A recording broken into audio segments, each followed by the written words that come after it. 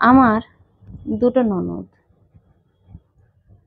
বড় ননদের বিয়ে হয়েছে আমাদের বাড়ি থেকে ১০ মিনিট দূরত্বে। আর ছোট ননদের বিয়ে হয়েছে আমাদের ঘরের পাশে। আমাদের যখন বিয়ের দেখাশোনা হয়, আমার মা রাজি হয়নি এই বিয়েতে। আমার মা আমাকে বলেছিল, ছেলের যে দুটো বোন আছে সব ঘরের কাছে। তোকে খুব জ্বালাবে। তাই ওখানে আমি বিয়ে দেব না তোকে। আমি বলেছিলাম, সবসময় সব ননদরা খারাপ হয়? কে বলেছে তোমায়? আমার মা বলল, আমিও ননদ নিয়ে সংসার করেছি। তোর থেকে অভিজ্ঞতা আমার অনেক বেশি। তাই আমি এটা বলছি তোকে। কিন্তু আমার স্বামীকে দেখে আমার খুব পছন্দ হয়েছিল। তাই আমি মায়ের বিরুদ্ধে গিয়ে এই বিয়েতে রাজি হই। মা খুব কেঁদেছিল আমার হাত ধরে। বলেছিল, তুই এমন ভুলটা করিস না মা। পরে যখন খুব বিপদে পড়বি, তখন তোর এই মায়ের কথা মনে হবে। তুই আমার একটা মাত্র মেয়ে। তাই এইরকম ভুল যাতে না করিস, আমি তোকে বারবার সাবধান করছি। মায়ের কথাকে আমি পাত্তা দিইনি। বাবা বলেছিল, মেয়ে যখন রাজি আছে, তখন আমরা রাজি না হয়ে যাব কোথায়? দেখাশোনা করেছি, মেয়ে তো আর প্রেম করেনি। বাবাই মাকে বুঝিয়েছিল, তারপর বিয়েটা হলো। বিয়ের মাসখানেক পর আমি বুঝলাম যে আমার মা যেটা বলেছিল হয়তো সেটা সত্যি হতে চলেছে। কারণ আমার ছোট ননদ দিনরাত আমাদের বাড়িতেই পড়ে থাকে, শ্বশুর বাড়িতে না যাওয়ার মতো। আর বড় ননদ তো যখন তখন চলে আসে, সারাদিন থেকে আবার সন্ধ্যাবেলা চলে যায়। আমার শাশুড়ি মায়ের হাতে হাতে কাজ করতে লাগলাম। প্রথম প্রথম এই সবাই মিলে থাকাটা খুব ভালো লাগতো, কিন্তু আস্তে আস্তে বুঝলাম আমার প্রত্যেকটা কাজে ওরা ইন্টারফেয়ার করছে। আমার প্রত্যেকটা কাজে ওরা ভুল ধরছে। ননদ নন্দায় দিনরাত আমাদের বাড়িতে পড়ে থাকে। আমার এবং আমার স্বামীর সব কাজে তারা খুঁত ধরে। আমার স্বামীর যেন কোনো মূল্যই নেই। আমার দুই ননদ বড়, আমার স্বামী ছোট। তাই দুটো জামাইবাবুও যেন পায়ের তলায় রেখেছে আমার স্বামীকে। বড় ননদ সপ্তাহে ৩ দিন করে এখানেই থাকে, বাকি ৪ দিন বাড়িতে। যে বাকি ৪ দিন সে বাড়িতে থাকে, সেই ৪ দিন সে সকালে এখানে চলে আসে ছেলেকে স্কুলে দিয়ে। সারাদিন এখানে থাকে। সন্ধ্যাবেলা আমি আর আমার শাশুড়ি মিলে যে রান্না করি, সেই রান্না করা ভাত তরকারি নিয়ে বাড়ি যায়। শুধু রাতটুকু বাড়িতে থাকে। আর ছোট ননদ পালিয়ে বিয়ে করেছিল। তাই ছোট ননদের শ্বশুর বাড়িতে ছোট ননদ খুব একটা যেতে পারে না, সবসময় এখানেই থাকে। বিয়ের আগে শুনেছিলাম আমার স্বামীর মুখে যে আমার দিদিরা এখানে থাকে না। বড়দির বাড়ি কাছাকাছি হলেও ও খুব কম আসে। আর ছোটদি তার শ্বশুর বাড়িতেই থাকে, মাঝে মাঝে আসে, ঘুরে চলে যায়। কিন্তু এখন দেখছি আমার স্বামীর কথা সম্পূর্ণ মিথ্যে ছিল।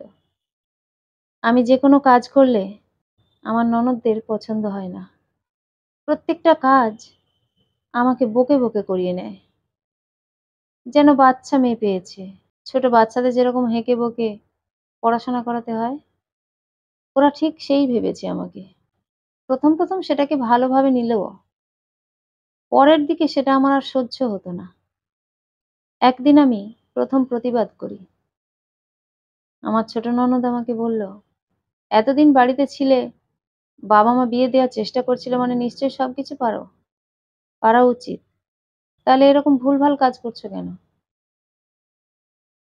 আমি বললাম, আমার ভুল হলে আমার শ্বশুর শাশুড়ি বলবে, কিন্তু তুমি কেন সবসময় বলো আমাকে? তুমি এখানে না থাকলে তো আমার ভুল তুমি দেখতে পাবে না। তুমি এখানে থাকোই বা কেন? তোমার শ্বশুর বাড়ি নেই? এই কথাটা শুনে আমার ননদ তো আকাশ থেকে পড়ল। এ মেয়ে কি বলে? আমার শাশুড়ি মা আমার উপর রেগে গেল। আমাকে বলল, "আমার মেয়ে আমার বাড়ি থাকবে কি না থাকবে সেটা তুমি বলার কে? তোমার তো সাহস বড় মন্দ নয়।" আমি আমার শাশুড়ি মাকে বললাম, "মা, এতদিন ছিল ঠিক ছিল। কিন্তু যখন ভাইয়ের বিয়ে হলো তখন থেকে একটু কমিয়ে দেওয়া উচিত। সবসময় এখানে পড়ে থাকবে অথচ ওনার সব কাজ আমাকে করতে হবে। আর যদি আমার একটা কাজ ভুল হয় এইভাবে তেড়ে-মেড়ে উঠবে সেটা আমি কেন সহ্য করব মা? আর কোন মেয়েটা রাত-দিন বাপের বাড়ি পড়ে থাকে? আর কোন ননদ যদি সারাদিন বাপের বাড়িতেই পড়ে থাকে, কোন বউটা মেনে নেবে বলুন তো?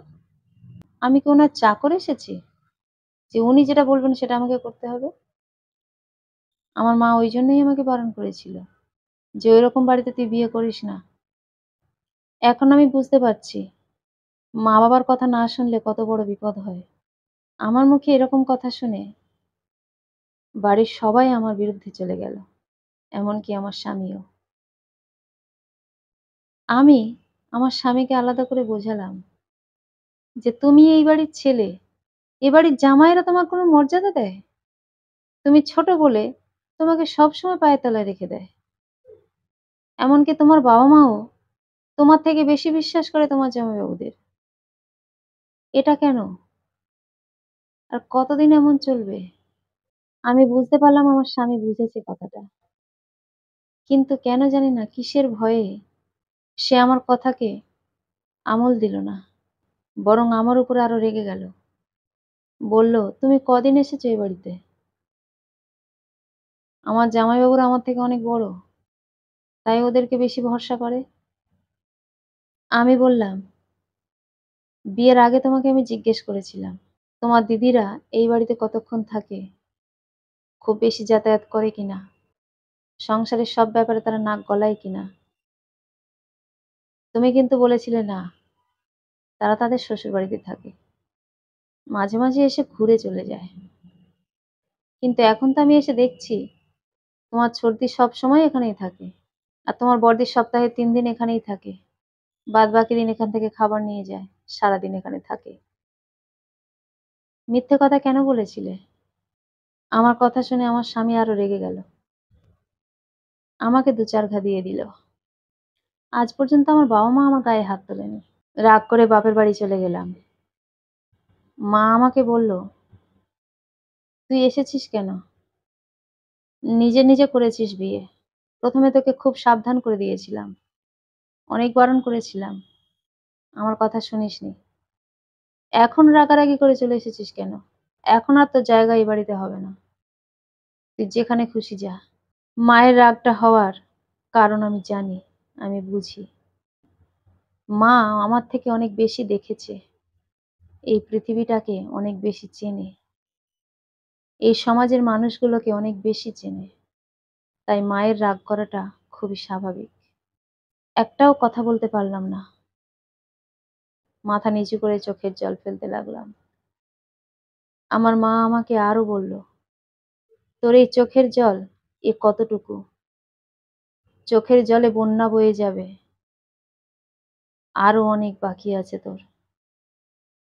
মায়ের কথা না শুনে যে ভুলটা তুই করেছিস তার মাসুল তো তোকে দিতেই হবে।"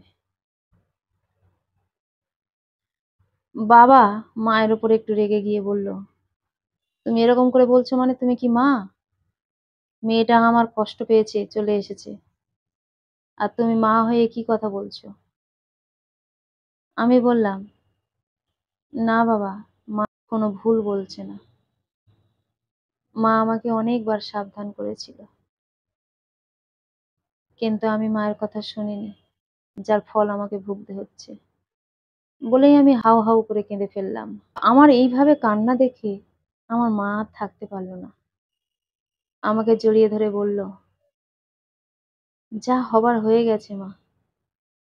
এ পাল্টানোর জিনিস নয় যে তোকে আমি ওখান থেকে নিয়ে এসে আবার অন্য কোথাও বিয়ে দেব। বাঙালি হিন্দু ঘরের মেয়ে, একটা ছেড়ে দুটো বিয়ে শোভা পায় না। তাই যেটা করতে হয় খুব ভাবনা চিন্তা করে করতে হয়, খুব সাবধানে এগোতে হয়। তুই যে ভুলটা করেছিস তা কি করে শুধরাবো বলতো মা? এ কি আর শুধরানো সম্ভব? তুই এখানে এসেছিস থাক, জামাই যখন তোকে নিতে আসবে তখন তাকে বুঝিয়ে বলবো। যদি সে বোঝে তাহলে তোর মঙ্গল। সে তো আর বাচ্চা ছেলে নয়, তাকে বোঝালে নিশ্চয়ই বুঝবে। মা আমাকে এই বলে সান্ত্বনা দিল। সত্যি আমরা এই জেনারেশনের ছেলেমেয়েরা এতটাও অবুঝ কি করে হই সেটাই বুঝে উঠতে পারি না। বাবা মায়েরা আমাদের থেকে অনেক বেশি অভিজ্ঞতা সম্পন্ন, তবু তাদের কথাকে কেন আমল দিই না, কেন পাত্তা দিই না সেটাই বুঝে উঠতে পারি না। বাবা মায়েরা সব সময় ছেলে মেয়ের ভালোর জন্য করে, ভালো চায়, আর আমরা চরম আধুনিকতার মধ্যে প্রবেশ করে নিজেদের জীবনটাই শেষ করে দিই। সবসময় ভাবি আমি যেটা ভাবছি, আমি যেটা করছি সম্পূর্ণভাবে ঠিক করছি, কোনো ভুল হতেই পারে না। রক্তের তেজ, বয়সের দোষ, যতই আমরা ভালো পথে হাঁটার চেষ্টা করি না কেন, বয়সটা এমন, কোনো কিছুকেই পাত্তা দিতে চায় না, গুরুত্ব দিতে চায় না। আর এটাই হচ্ছে আমাদের এই জেনারেশনের ধ্বংসের মূল কারণ। কলমে ও কণ্ঠে, সোমা।